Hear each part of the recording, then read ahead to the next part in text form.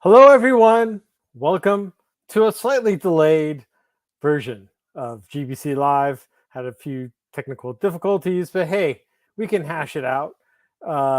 Tonight, yes, I know last week I said we were going to do a video of the old Ridge route with Sydney Crossham. Uh, Part of the reason I decided to postpone it was that uh, it's so gorgeous. I've been waiting to do stuff here on the Ridge route. This is the Tumble In. I decided I really wanted to wait until after Labor Day. Vic just got back, so I just wanted to have a chance to prepare and really tell people how awesome it pretty much is. Uh, let's bring in Vic here. Hello, Vic. Hello, Zach. I can hear you and see you. Okay, this is why the other Zachary here, not dark anymore. I hope you stuck with us. And Justin, well, we've got a lot of talking to do today. As people know, we're here to talk a little fashionista here. This is probably where we probably got into it a little bit last year at the Thank Gravel It's Friday and the Summer Ride. But let's go back a little bit and talk about why we're here. First of all, yeah, I mean, fashion, we kind of dig it, right? This is fashionable. Everyone loves this shirt. Yes, it is. That was from Fresno Cycling, where will also be at their next event, October 7th. The Grizzly Century. It's a lot of roads, but also the gravel as well. And Henry, yeah, we're going to go and send our research and development team to try and figure out where we got that shirt from. That's right. But this being GBC, I get asked a lot of questions about bikes, and really, I can't answer them. I'm not too good technically. I come to you a lot, Vic, when I need help. But I think one thing that no matter how good or bad of a cyclist you are, you're always throwing on clothes, making choices. Let's hope so. Maybe that's why we're here. Yeah. But yeah, I think I am kind of an expert. I watched a lot of Project Runway, probably at least the first 8 seasons. So we have a lot to talk about because it's not just the looks themselves, but also the construction, how important, how well it serves, and kind of like the balance between of what type of product is good for certain things. Fit, functionality, and style. That's what we're going for. Bib shorts, no jersey, yes or no? I have to throw this question up before we get into our whole thing. You know what? Probably about only 2 years ago, we've totally been against it. But now I would say do what you like. But I think there are reasons why you probably wouldn't. When was the first Think Gravel It's Ride Friday ride for me? Was that 6 months ago? That was in November of last year. Okay, so November of last year, I would have said no way. But then I did that ride, and it was billed as a Hawaiian shirt ride, which I never ride in a Hawaiian shirt.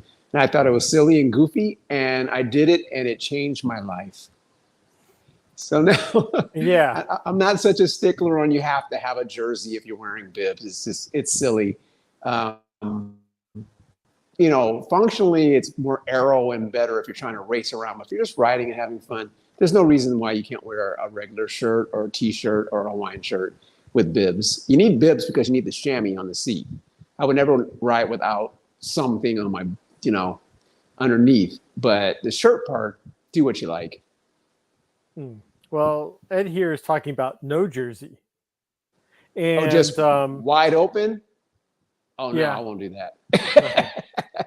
I thought he meant just like a regular shirt. Yeah. I'm not totally against it. It's just, to me, like, I think part of the reason why you do wear clothes is to help you wick some of the sweat that you have on you. Style wise, do what you like. Oh yeah. Won't be against it. So we're gonna get into it. We've got definitely a few products that we're gonna bring out. Now, I just disclaimer here: pretty much everything that I'm showing you, not been given to me, paid for it myself, so no product placement. The Gorewear, when we get to that, they did send me those products, but I will give an honest evaluation, as you would expect me to do. Oh, my finger's still crossed. Okay, good. Anyways, well, let's get into it. We have a nice little presentation here to go along with our whole gadgeteer here. Now, of course, this is my first time using Google Slides, but so please be patient. It probably won't work as elegant, but the first product that I'm going to bring up is our resort shirts. This is Eric Cedeno, bit better known as Bicycle Nomad, but we're here to talk about Ostroy's resort shirts. And that's kind of like what we were alluding to. You and I both had worn these at the Endless Summer Ride. I had worn the LA version shirt, which just, if you're a fan of Los Angeles landmarks, definitely hits all the notes on there themselves. And then let's see. Then for you, we skip over. Tell us a little bit about what you're wearing, Vic. So I am wearing the Black Champions resort shirt. First of all, just the fact that that exists is a reason to buy it. It's amazing. It features people like Rassam Bahadi and Marshall Major Taylor and Aisha. There's lots of riders on there. Janelle Campbell, that you may or may not have heard of, but they're all pros, they're all champions, and it's just a great piece. And plus it's purple, which is one of my favorite colors, so you can't go wrong. Also, it has a pocket on the back. It's functional. It's not just a floppy shirt. We were kind of worried that the shirts weren't going to do well as far as sweat, as far as wicking and all that, but they were actually really, really nice to ride in. So I highly recommend them. They're not the least expensive, I have to say, but they're really, really good. And I will get another one or two in the future. Yeah, I mean, for me, first when you start off, like you do not just looking at them when you're wearing them. They don't even have like a hint that you're actually wearing a bicycling shirt. Like I wear these shirts out probably more for non-bicycling stuff, just because they're so cool. I've never, like in my life, have ever had anyone like give me so many comments on this floral pattern one. Probably better if I wear it, but it's danger when I wear it to the supermarket, because if I'm trying to get through there quickly, then a lot of people will comment on it to me. Yep. To me, like what's really unusual, it was funny because I was riding with Eric and I was like, this is the coolest shirt I've ever worn. And I'm not talking about like style wise, but just something about the feel of it. It's very slick. Even if it's buttoned up, you do feel just a certain sense of coolness to you.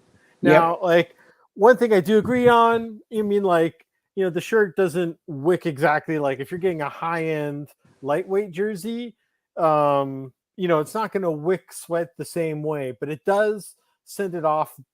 I mean, considering what you're getting, it does it really well. I remember when we were on that ride, you got a little bit of sweat there in your armpits, but no, I didn't. Oh, can we go to the video? Can we go to the video? No, forget it. Anyways, but no, it really sends it off really well. And then kind of like going back to, they have tons of great designs. I think right now they've got 10 that are available. I have the same problem as you. I could probably really go and really fill my whole wardrobe up. And yeah, it's a really nice natural shirt. And even though it's a little bit more expensive, the duality of it works really well. And then also the one thing I want to bring up about the white shirt itself, got gotten it dirty, very dirty, but you know what? It comes out really clean. No ring around the collar, which is important because I get to wear it again.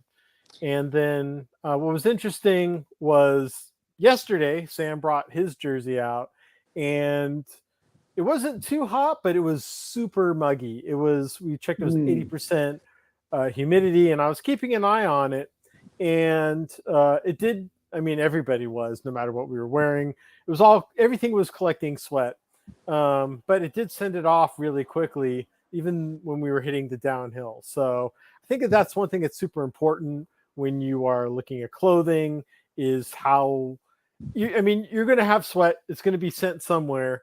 But how it does it and how efficiently it sends it off, because you don't want it being sent off too fast because then it really drips you. But I think it has a really nice balance here in between of finding, proper sweat etiquette. I think you made a good point regarding the duality of it. I was thinking about the price, and you think about the price of just a regular jersey. They can be $200, and you're not going to walk around. You're not going to go to Trader Joe's in your jersey, but you can certainly wear this shirt anywhere you want and use it as a cycling jersey. So when you look at it that way, it's not as pricey as I initially thought. I didn't really think of it that way, but I've used it probably more off the bike than on the bike. Yeah, me too. No doubt. So continuing on here with my theme of button down shirts. I was drawn into the Pearl Izumi shirts, which I had taken out on our trip to Palm Springs. It was a super hot day, and to kind of like backtrack a little bit about this whole jersey, it's compared to the Ostroy, it's definitely a lot thicker. It doesn't like drape as like cleanly and soft as the other shirt. And those were like my big concerns going into that ride was, am I going to really overheat, even buttoning it up? But really, like, if you take a look at the video, I very rarely showed any sweat marks, and it really seemed to distribute really well. I was really impressed on what the shirt did. I ended up buying the second one. And what I like too, and it kind of, it's a fashion choice. These have these little snap buttons on them. Can I find the camera? There it is. Yeah. Which is easier, obviously, when you're riding to put on. But definitely if you're wearing the buttons like the Ostroy, definitely shows you're going out a little bit more. And so, I bought them at the beginning of the year, and unfortunately they had, I think, kind of discontinued this particular type of shirt. And then when we were over at Sea Otter, I noticed that they had something else here on display, which was a totally different type of button-down shirt. And maybe we won't talk about the colors in and of itself, but obviously it's a much different construction. And so, kind of like going the Dumb and Dumber route, why did they change it? And then I kind of felt like, you go ahead and then you did something like this and totally redeem yourself. What's really interesting was they kind of, with these shirts, went a completely different direction. If for the kind of similar to your Kiore shirts, just a real light, and you'll probably be able to see me through here. Oh yeah. The material's really light. And the way it drapes on you, the Colorado shirt, that is just, it fits you perfectly. It's very cool. The material might get a little scratchy. The arm's a little bit tighter. But everything else about the shirt, like, it's even a bigger win over that. And it's just basically, so smooth that, I ended up buying like all three of them. And, so what's the price point on something like that? Well, here's the other interesting part. If you want, you probably should jump on them right now, because it looks like they may be discontinuing it. Like this one here is only $63, which they're closing out. And you can see they've got 3 different options. They are really cool. And yeah, I just love how comfortable it feels even off the bike. Great shirts as well. But like I said, it does different things than the Ostroy. And both great shirts. This one is probably a little bit better suited for the for the hotter climates, but still they both do really great, and I have good things to say about both. Um, so then I kind of like I'll continue a little bit here because I kind of went on the Pearl Izumi rabbit hole because I don't know, I was not a big fan of their stuff prior to trying some of these products. And so I went ahead, and since everything is cargo nowadays, I went ahead and I got the Expedition bib.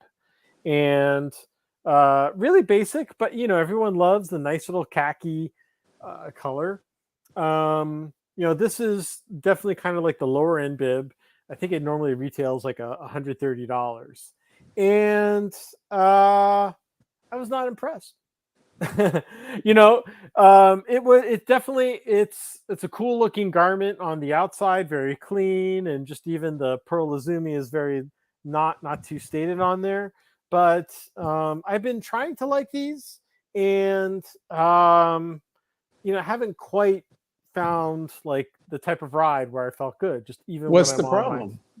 Chamois my not good. the Fit's not chamois, good. it just makes me feel unbalanced. It doesn't feel like it has a good center point. And so I just have never felt like full comfort on there. And so like and look at this. How about that? Craig, our friend who needs to be in another video. Oh, there, man. But I meant to highlight this one. The pearls have the Pearl Zumi bids and totally agree. I kind of but like I liked the shirt so much that like I was like I gave him a second chance. So I went ahead and I also bought the Pro bib shorts, which you see almost like the price is double as much. Now this one is discounted. Looks like they're getting rid of this year's in and of itself. It definitely is an improvement over the other shorts. Like these are fine to wear. One thing I don't like is like the bib itself is a little slick. So while the chamois does feel a little more firm, a little more structure to it, sometimes you can kind of shift a little bit because of the fabric itself. And so, not the biggest fans. It looks like, as you can see on the site here, they're kind of getting rid of them and maybe a new year. Don't know what exactly they will bring, but kind of ended a little disappointed on the bib front. So they do make some great products, but bibs I'm not totally in for. Moving on though, as I mentioned earlier, I was approached by Gore, like, hey, we've got some products coming out, you should try it. And the representative was like, you really have to try the bibs. They are fantastic. You'll love them.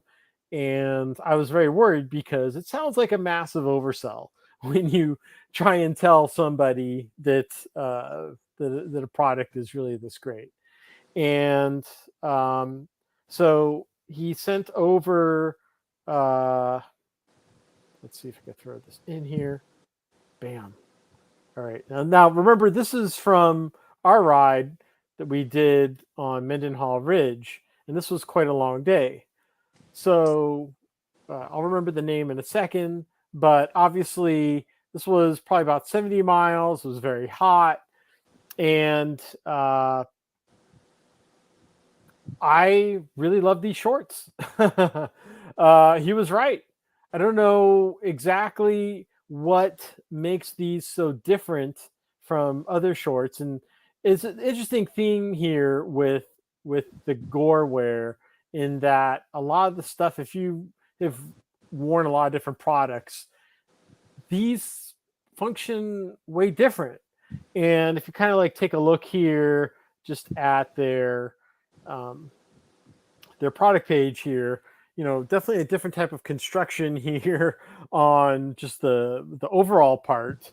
It's not going to really rub up on you and Wait curl a up. minute. I thought Gore, their claim to fame was water repellency, and isn't that their big deal? They are really good in there. Yeah, yes, that What's is the really main good too. selling feature of this? Because you haven't Well, even mentioned that. well, here's the real interesting part about it. Now, they're not cargo bibs, so if that's all you're looking for, then that's not here.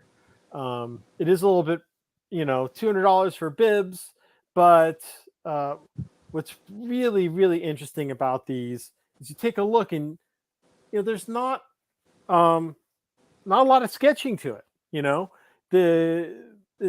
It's very light, but it fits really extremely well. It kind of feels like butter. Um, you wouldn't think touching it that it would actually fit you this well because, like I said, the bib um, isn't too thick, but I just somehow how the whole garment works as a whole, even though there's really, normally you've got like the stitching around the leg, which kind of like limits movement. But uh, yeah, I mean, these shorts are, it's a tough one between these and Allele for picking for what my favorite bib shorts are. Um, LEL. LEL. Sorry, just lost a sponsor. The one thing I guess, I decided to try green to be a little bit different. When you get sweaty, it probably, and that's because you're wearing a light color, it will show up on the drips. But I think if you go black, you'll be fine. And yeah, I mean, like this is definitely gonna be one of my top choices of shorts to wear. So the shorts don't ride up on your legs because they have the stitching on the bottom as a gripper, so that when you're pedaling, the shorts don't gradually ride up. So they don't do that. Slightly, not the way you would imagine. Okay, because that's So, super annoying when that happens. oh yeah, and that's why I expect it to happen because, like I said, you look at it and you know I got to go to stitching school, but it actually, for some reason, Good it luck. stays in place, which is really remarkable. On the flip Um, side of that, what can happen is then they get big and they become like short or like bell bottoms, which is really whack. So you don't want that to happen either. They mhm. have to stay. They have to keep their shape, otherwise they look ridiculous. And this is a good note. Like the integrated grippers. Um, you know, I probably have to know fabric a little bit more, but obviously there's something with the construction of the fabric and it being next to your skin and how it wicks water that keeps it in place. So that's a pretty good comment right there. Cool. And yes, I agree that I think like with Steve here that yeah, I think that there's a lot of conceptions about how how it's constructed and how it fits, and I kind of like feel like that's like a common theme here with bacon neck, with the gore. So to kind of go back to the other product they had sent me, this was their distance jersey, and it's black, so it's probably not going to show up here for what I have, or at least so much here on the TV screen. But you can see the same thing when we're heading out to Mendenhall Ridge. Thank you. This is right before my drone crashed into a bush, but I think I would show the cool footage instead. Um, yeah, the jersey itself, same thing. It's definitely thicker than uh than you probably would want to buy off the top of the chart because like here in Southern California, you expect to be super lightweight. But same thing, like even though you can't like really see through too much, it handles the heat pretty well. I wouldn't wear this like if you're in the 90-degree range, but nonetheless, super good fit. And I think it really handles a different range of probably if you're somewhere between 50 to mid 80s. it's a pretty comfortable jersey that kind of like falls in between that range. It was a hot day when we did that ride. I was surprised you were wearing a black jersey because Yeah, we were basically in the desert for the first half of the ride. Well, okay, truth be told, that drone footage was shot on a different day, but on the same part. So I was kind of pot committed when we were doing that ride Oh, to wear the same clothes. But, it was a good test. I mean, if you take a look there, I'm definitely salty. And, same thing, you were salty as well. So I'm you always salty. definitely can't do too much about that. But Yeah. yeah, I mean, I think like the distance jersey, like it's super well for probably like if you're in the Bay Area, um, a lot of different climate change. I was fine with that. And then the last thing they sent over, which was another object they really wanted me to take a look at, was their distance jacket. And let's see if I can move the slideshow onto it. See if a better look. Yeah. So here, if you can see, this is the distance jacket that they sent. Let me throw in their little product page here. Now they're telling me like this is a nice jacket that it's a good enough jacket you can wear out in the town, not look like you're being too cycly, and then go ahead and cycle. This is a waterproof jacket, which does work really well, is waterproof. It does have inner linings inside with the pockets. Of course, very important that it zips up. The pockets inside aren't waterproof, but you should lesson learn. Do not put real important stuff on inside your pockets. Now, for me, and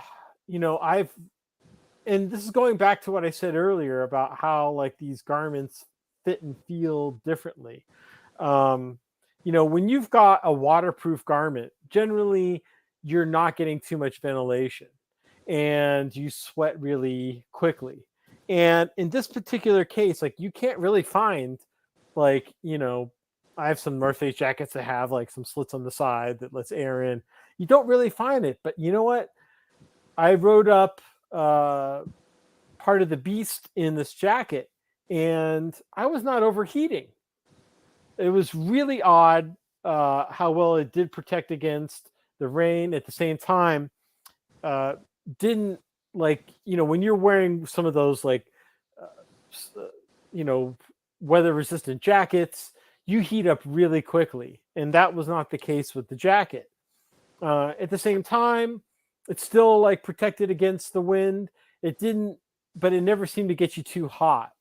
So it's a nice little balance if you're looking for your jacket to kind of like supplement, and if you're really into layering, works really well. How well does it pack? When you need to take it off, does it pack down well? Decently. Not the smallest, but it does pack up to a pretty good size.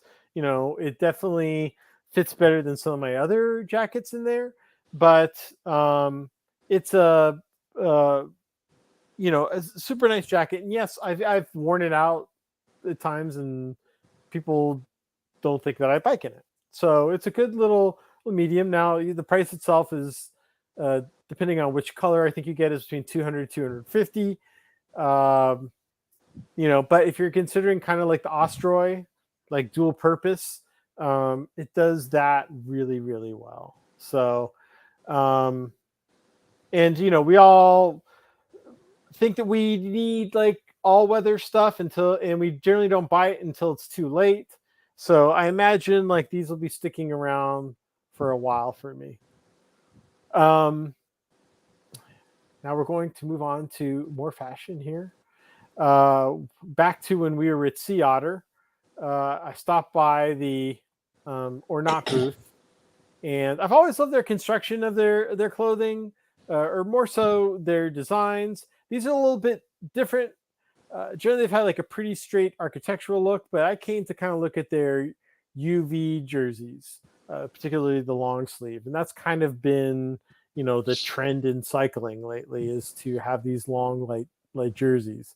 And kind of going from there, I saw these Chris McNally. He's a Bay Area artist, designed shirt, and okay, I thought it was pretty cool. And I know how important protecting yourself from skin cancer is, and that has been kind of like the trend of people wearing it. And if you saw some of the pictures I posted yesterday from the ride, Jace was wearing a long sleeve, different one, and you know, I would say wearing the long sleeve jerseys are an acquired taste. Obviously, it's good to not have to wear sunblock and get that all over your shirt. Um, but the question is while these are very lightweight fabrics, you are going to get sweaty, which you have to accept. But at the same time, these garments are built really well to not have the sweat last too long or collect too hard and really drip too much. And if you've seen like The Good and the Bad and the Ugly or any other Western, no matter how hot it is, people are always wearing long sleeve clothes, definitely to help protect you from exposure. And when it's the cooler temperatures, 70 degrees, like I really do love wearing this shirt. I think for myself, like, and we know people that have been getting treatment for skin cancer. You may just say, well, why don't I just wear arm sleeves? Which is a good point. But sometimes, like, and this is like a point of like all these other shirts that aren't like these typical fitted jerseys. It's really nice to have the wind come up and underneath your fabric. It's something that doesn't really happen unless your jersey is completely unzipped. But these. So not Arrow. Well, definitely we are not going on Arrow theme tonight. That'll be our race edition. Yeah. Since we've done so much racing this year, throwing that on there. but yeah, I mean, I enjoy it. It's cool enough to wear out. If you are going to wear this to an elementary school, there are some choice words on here that you may want to tape up, especially for the young kids because they seem to understand it. But nonetheless, I enjoy the shirt. I'm just not yet at that level of like if I'm doing a super long distance ride in the heat that I can wear it. But I think that's something that everyone has to adjust to probably over time. You don't own any long sleeve other than probably that one shirt you're wearing right now. Is it? No, I do. I have some long sleeve jerseys. Most of my stuff is Lake-Hull, and I do have some long sleeve, and some are thicker, some are water resistant, and some are lighter. And I like them, but they're all jersey, tight, definitely cycling specific jerseys. So nothing like that. That's more multi-purpose. Ah, well, Dave from Gravelstoke, or that UV Trail shirt all summer. Great pick. Cool. Well, San Diego is a little bit cooler than us, but yes, I hope to see more of that. And then when I guess more form fitting to Wix better. Yeah, I think that we're going to definitely see a trend because I think like these are just kind of like new to market, and we're seeing a lot of things. I saw the Radavist and Volet also have shirts like these as well. So go out and buy any of them because that'll increase demand, and then there'll be research dollars being thrown into it. So now, before we get to our controversial last subject, I kind of wanted to. Jerry knows what it is. I kind of wanted to get into eyewear a little bit. Now, I've always been a fan of Oakley. I remember back, was it 80s, 90s, something like that, probably 90s. I like the fact that their stuff was completely done in the USA. Not so much anymore. They've grown into a much bigger brand. They've done more than sunglasses, but Oakley is still around. They always seem to be pushing the envelope. And before I get into my sunglasses, can we give a little running critique on some of these past styles? Uh-oh. Well, first of all, these. I have a picture of myself with those same glasses on, and it is not a good look. But you can't forget those. Yeah, I mean, like, You can't forget them. I always feel like they try some stuff, and look, as long as they fit on and protect your eyes, I guess they'll keep trying to make new things. These, yeah, I mean, I like style, but the practicality of these, God, what was this, like 20 years ago, maybe? Definitely a bridge too far for me. The next ones, people are wearing these now. These are the Katos. The Cav is wearing them. I'll be honest, I am not a big fan of these. They kind of remind me of Battlestar Galactica. I don't think they caught on, even with Cav and all these guys. I've never seen them in person, and I see all the other Oakley styles. Like, I've never seen these. But you still see guys on even I think in the Volta right now they're wearing they're sponsored, so of course they're wearing them. But like regular guys, I've never seen a pair of these on the road. We see a lot of guys. I didn't see any at Sea Otter. So yeah, I don't know. I think it's been about 3 years, and I don't know why. Maybe they hope that people will come around after a certain point. Sometimes fashion is crazy that way. I don't have their sales figures, but I know I've never seen. I've never seen a pair. Okay, now these ones have been kind of famous for a while, just because you just always expected Geraint Thomas to wear them. Okay, so you know what happened with these, right? So those are Jawbones. I have those exact ones, and Geraint Thomas has been wearing those forever. But now Ineos is sponsored by Sun God, which is a different company. So he doesn't wear those anymore. He still has white frame glasses, but they're not Oakley's. They're made by Sun God. And I know this because I also have Sun Gods. So, but again, he's sponsored. I think he would still prefer to wear those Oakleys if he could, because those are his favorites. He's been wearing them for like a decade or something, that same style. But he wears Sun God now because Ineos is sponsored by Sun God. Sounds like he's going to have to switch teams. Well, he had to switch glasses. I think he's going to retire Ineos Grenadier, but I think he only wears the Sun Gods. Not that they're bad; they're great. I love them. They're fantastic. But they don't have the name recognition, and like Oakley goes way back. So Sun God is kind of a new player, but they're in the World Tour and they're on his face. So there you go. Okay. Next one, the flight jackets. No. Do you have one do you have a pair of glasses that are kind of similar to this? No. No. I have several Oakleys. I have the same ones as Geraint. And I have ones that are all scratched up that I don't really wear anymore, but I don't have anything like that, no. Okay. Well, so the ones that I kind of landed on that kind of intrigued me, and I just wanted to make them look even more oversized. I had my daughter wear them. The Sutros? The Sutros, yes. Yeah. And I kind of thought they looked silly at first, seeing Egan Bernal wearing them. Because they're huge. They're huge, but like I saw a lot of people, and it kind of like helped start a trend, because I know a lot of other companies have added these to their line. Yep. And so I got on the train, especially because I was kind of wearing like those Spies, or kind of like those Risky Business Tom Cruise type look, but I kind of wanted to go something bigger anyways, because every once in a while something would still fly in around. So I'll be honest, I think those look good on you.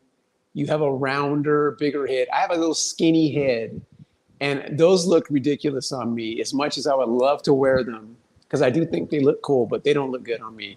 My face is too skinny, so I have to get smaller frames, but they do look cool on you. Yeah. If I put those on, I look like, I just had cataract surgery.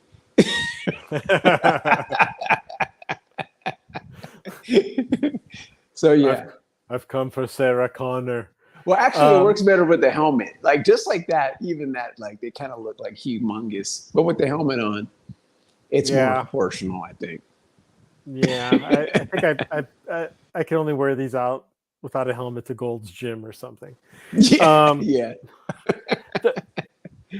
the, the one interesting thing though about the fact that these are just so big is that wearing just the standard black, sometimes, and I kind of think back to some of the rides I've done in the Redwoods, it gets so dark Too dark. that, yeah, especially when you're trying to ride between the routes and try and find certain parts, And coming in you know, and out of shadows, light to dark to light to dark, it really messes your eyes up. You can't. yeah. And Yeah. so I decided to go the other way.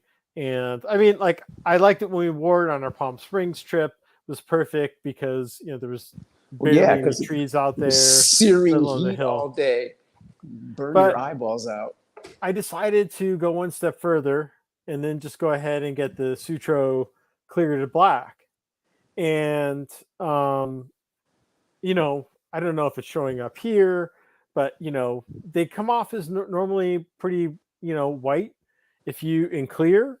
If, there's no sunlight, but definitely, they darken due to conditions. And, when we did our, excuse me, night ride last month, same thing, like great glasses to wear outdoors. And then, when I'm kind of like doing those rides where it kind of like goes in between, where maybe it's light, but maybe I'll fit come across some roots or a lot of trees. It does find the right balance. And even on like the center part of the days where it's super bright and bouncing, uh, it doesn't seem to darken too much, but the glare doesn't seem to get you. So That's I've been a good. big fan of these glasses, and very rarely do I wear the full black anymore. And how many millions are those? They've retailed for about $200. That's not Um, terrible. no, but and yeah, um, the little pink lens is, I think he meant to say sicker, or It's sicker.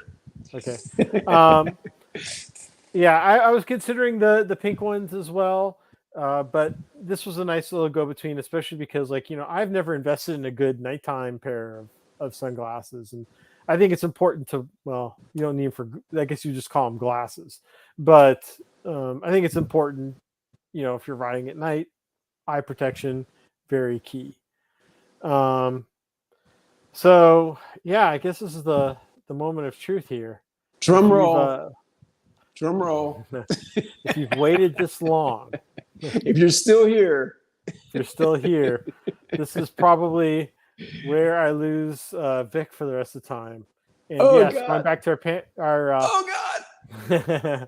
our trip to Palm Springs, I decided to bring along my gravel sandals, and these are the Shimano sandals, which I don't know. Before I get into my thing, Why what are your impressions first? why do these exist? Why? I mean, Well, they're not. why do You you keep ask if calling why them they exist? gravel sandals. I don't think they're gravel sandals. I think they're if you have a beach cruiser with SPDs and you're riding on the bike path. Because when you're riding real gravel, you have to get off the bike sometimes. Those aren't good shoes for off road. What if you're riding through a creek? Then your shoes get wet. But that's I don't know. I don't get it. Hmm. I don't Well, get it. And I'll, plus, I'll, tell the truth. Tell the truth. Weren't your feet super duper hot on that ride? Like it no, was so no. no, I They was weren't so cooking in happy the to wear. sun. No, I think like the one thing you have to worry about are your toes burning up. You definitely have to put Well, a lot of that's sunblock part of your on. foot. That's what I'm saying. Well, it's something called sunblock we should look into. Um, I look, these are not the shoes for everything. And I was a little skeptical because a lot of sandals have the third strap on the back. So my concern going in, does this provide, can I climb in these? And the answer is actually yes. It's not the shoe itself that is probably inhibits you from from doing well in long climbs. It's kind of more the lack of socks, because if you get a little bit too hot, a little too sweaty, then your little grip on the bottom is definitely gonna suffer. When we were in Palm Springs, we didn't really have any major climbs. We had that No. maybe half-mile climb in the windmill, but it was 90 degrees out there, and I tell you, the sensation of being able to ride outdoors with the wind to keep you cool, just let you know, the highest concentration of nerve points in your body outside of your tongue It's the bottom of your foot. I know. yes. That's why I can't walk around barefoot. Tender feet. Well, it's something you actually have to work on. I used to when I reconstructed my running style. I did do some form of barefoot running, not always wearing shoes, but sometimes those other shoes. But I tell you, just if you're on the beach or alongside the beach in a flat road, these feel really great. I'm a super huge fan, and I wear them whenever I can. I almost wore them to the Thank Gravel ride. Is there a way to put a poll in this thing and take a vote? You know how you see polls on Instagram? Can we put a poll up and see what the audience thinks? Like, would you wear these? Yes or no? That's what you should do. Let's see. I've made some nonsense. Okay. You see, look, not everyone's totally against it. But the cool sandals with socks, that's another no. That's a crime against humanity. Socks with sandals, I gotta say. If you're gonna wear sandals, no socks. Hey, look, our very first question we got: can I not wear a shirt without a jersey? Like I said, I do that before I wore sandals any day. I would do that. I'll do that tomorrow. But you're not going to catch me in those sandals on a bike. Now, I mean, on a beach cruiser, I would do it. But then you don't need it because they're SPD. There's no point in clipping in on a beach cruiser. But like I said, when we did our Palm Springs ride, that was 80. We ended up being 80 miles. And I think that it really helped. We didn't, obviously you don't want to wear them if you're going on single track. Wait a minute. What about when we had to hike through sand sometimes? Because each installation was kind of off-roadish, and we hiked the one with the fence, the yellow fencing. We had to walk. It was unrideable. We walked through the sand a long way. That couldn't have been comfortable. Yeah, but think about it. Like when you're wearing regular shoes, all that sand's going to get in your shoe. So it didn't get in my shoe. Off. No, I walked in my cycling shoes. Didn't get in my shoes, but my feet weren't on fire either. In the hot sand. I got to write this down because I have to look this up too. Because going back to the tape. All right. Check the tape. Roll the tape. Next week's just gonna be a show where I review your comments. Call you out. You can do it. You can do it. No, I'm a big fan of them. Like I said, they're not the shoe for every season, but if you're riding through like a lot of creeks, it's great because it won't stay wet for too long. It's just you just don't want to get sweaty in them. That's my only compromise issue with them. And once again, maybe if they do loosen up as you ride, because sometimes it happens to me with regular shoes. Yes. You have to tighten them up. Same thing. You just strap them in a little bit more. I think maybe wear a size 9.5 and had to go up to the 10s because I don't think they have half sizes. But still, that worked out okay. But otherwise, they fit like regular shoes, and no complaints there. Ooh, you're onto something here.